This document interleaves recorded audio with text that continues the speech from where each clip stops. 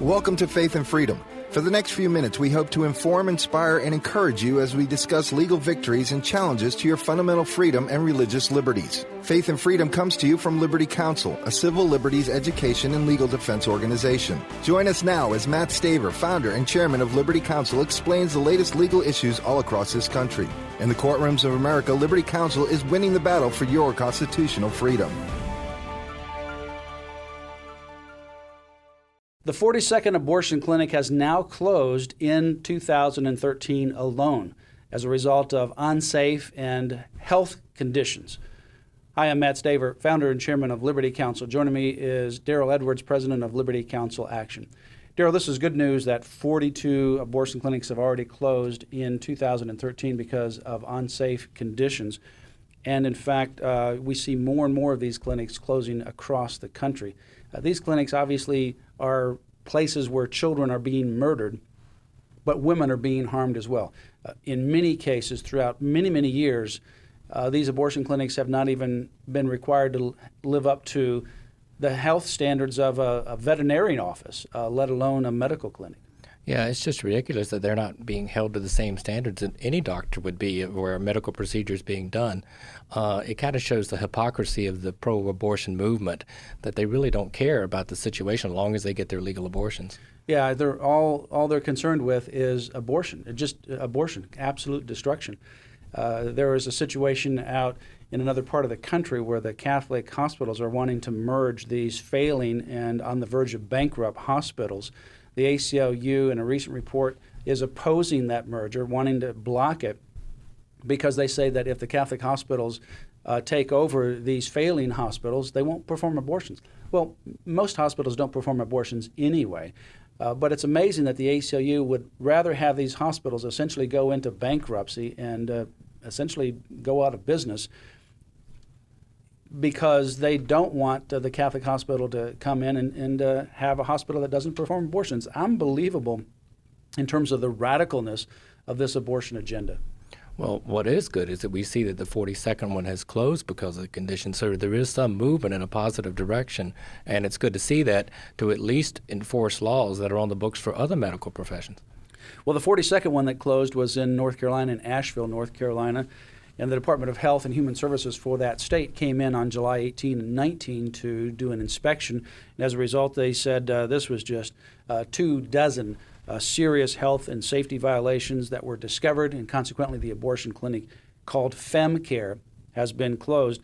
Now it comes about 2 days after Governor Pat McCrory has signed a law that actually requires abortion clinics to meet standards of an outpatient surgery. Now, of course, that law did not ultimately result in the closure of this clinic. The closure was independent of that law. But in fact, this law that has now been signed will require all abortion clinics to at least have some kind of outpatient surgery standard, which seems reasonable. Why has this not been the case from the very beginning? And it says in this article that 42 abortion clinics have closed in 2013, and that eclipses the number of abortion clinics in 2012, which was 24 abortion clinics have closed. Get this, since 1991, over 70% of all abortion clinics in the United States have closed. Over 70% are gone. Yeah, that's amazing. But when you look at what they're trying to enforce here, it says they found egregious violations of existing rules, as you said, even prior to the law that was passed and signed by the governor. And it was just simple things that should have been done by any medical professional. Failure to maintain anesthesia, delivery systems in good working order. It said they had a torn mask and tubing that was held together with tape. Unbelievable. So, I mean, if they actually had to do something to put oxygen on someone, the mask wouldn't work. The tubing is tied up with tape. These abortion clinics are just, they're no different than Auschwitz in some of these situations. Obviously, I don't want to compare it one for one, but what I mean is they are places of complete destruction of individual human beings. They care less about anybody's human dignity. So why would they care about the woman? I mean, these doctors and these people that work there, they get into this practice of just slaughtering babies. Even in the Kermit Gosnell case, the amazing thing was, obviously, what we saw with Kermit Gosnell in the horrible tragedies that he inflicted on innocent children, actually who were born alive. which is not unusual. That's happened in many other abortion clinics. But I saw an interview with the people who worked there, and they ultimately became the informants, and they ended up testifying against him. And these individuals had become so callous that they actually watched this procedure. They saw the spinal columns of these children's neck snapped and cut. And they weren't just so outraged that they went to the authorities right away. They just participated in it. They just thought, this is abortion. This is the way it is. You think of how can people back in Nazi Germany get to the point where they're just participating with the government and throwing people into these gas chambers and brutally experimenting on them? And it all begins when you begin to devalue the dignity and humanity of individuals created in the image of God. They become objects. And that's apparently the whole mindset of the abortion industry. Yeah, that's right. When destruction of life is at the core of what you do, it's going to start to permeate everything around you. And I think that's it devalues life, as you said, and that's going to make your processes sloppy. You're not going to really care about how you care for the people who come into your practice.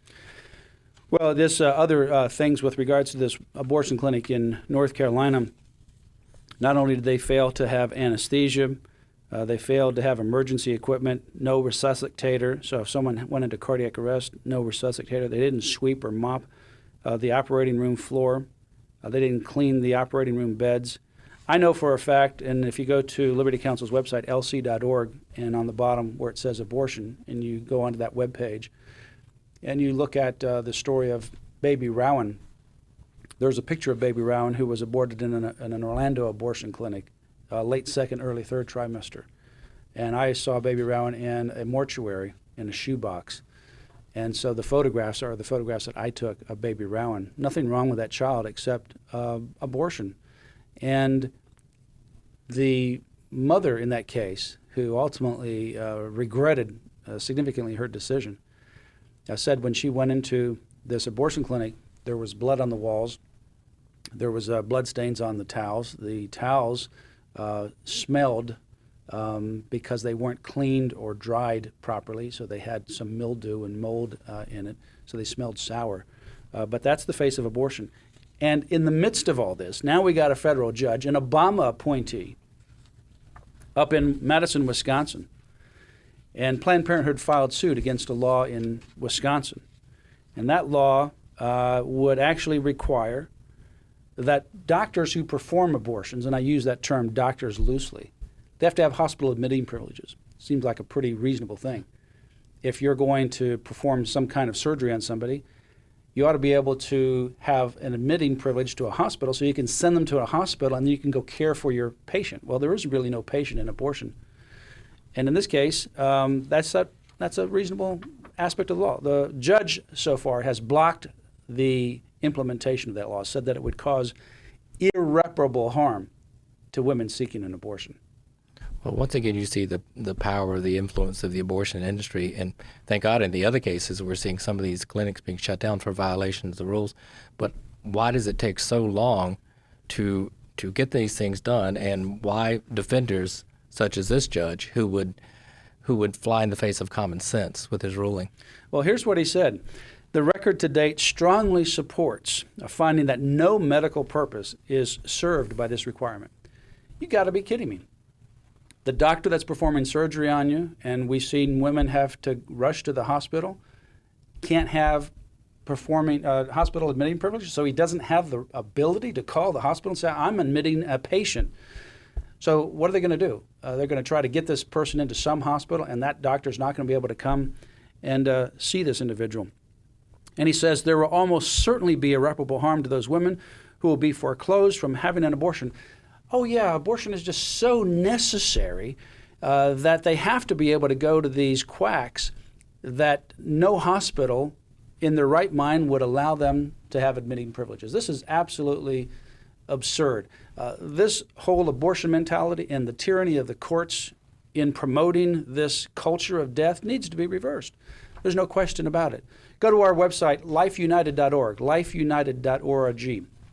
In the lifeunited.org website, we combine a number of resources, including the Jim, Bob, and Michelle Duggar, 19 Kids and Counting stars of the TV reality show. And also, many other pro-life resources are there as well, lifeunited.org. Or call us at 1-800-671-1776. You can also go to our website, lc.org. And remember, Liberty Counsel, as we advance through litigation, education, and through policy, the sanctity of human life, religious freedom, and the family. You can visit our website at lc.org and make sure you make an online credit card contribution to help support this ministry. You have been listening to Faith and Freedom with Liberty Counsel. We hope that we have motivated you to stand up for your faith, family, and freedom. We can accomplish a lot when we work together. Get informed and get involved today. Sign up for our free monthly newsletter, The Liberator. We will send it out to you free of charge. Stay informed with our Liberty Alert email updates. Just click on the website at www.lc.org or call us at 1-800-671-1776. Tune in next time to learn more about your rights right here on Faith and Freedom.